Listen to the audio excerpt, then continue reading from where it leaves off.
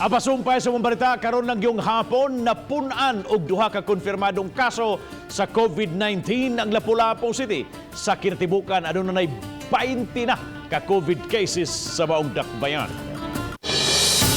Mga person deprived of liberty sa Cebu City Jail ng noise barrage. Samtang 13 ka mga jail officers sa BJMP apil sa nagpositibo sa COVID-19. Ano ang report?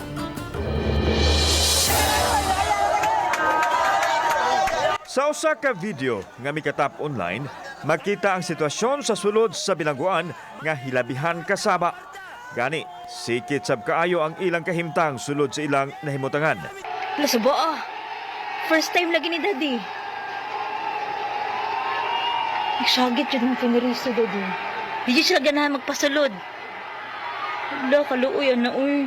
Samtang sa laing video, madungog pa sa mga silingang building ang kasaba sa mga inmates kagahapon.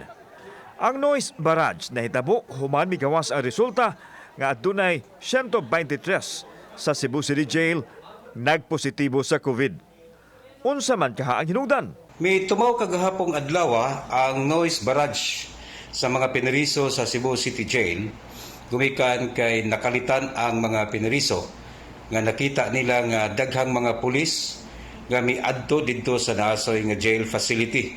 Din ang tuyo unta niadto mao lang ang pagpaghinabi sa mga BJMP personnel aron sa paghimo og mga lakang mga plano unsaon nga maproteksyonan ang atong jail facility ug sa samang higayon ang ato sang mga pineriso. Sa opisyal nga pamahayag sa Bureau of Jail Management and Penology, giangko nila nga naay 127 ka mga kaso sa COVID sa Cebu City Jail diin 114 nini mga inmates o 13 ka mga jail officers.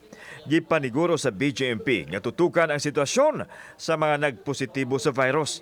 Samtang nagpadala na usab og mga face mask, face shield ug vitamin C ang Cebu City Government isip pasiunang ayuda. Ipadayon sa Cebu City Government ang dunol-dunol system sa jail apan kadto lang vitamin C ug mga PPE. Atong nahibaw-an mismo gikan mismo sa mga mayores dito sa sud sa Cebu City Jail nga nakikalayon sila sa BGMP labi na sa paglimpyo sa ilang tagsa-tagsa ka mga selda ug ila na sad nga gidid-an nga maglakaw-lakaw ang uban nga mga pineriso nga musud sa lain nga mga silda. Kauban si Marlon Milgaso, ako si Alan Domingo. Balitang Bisdak.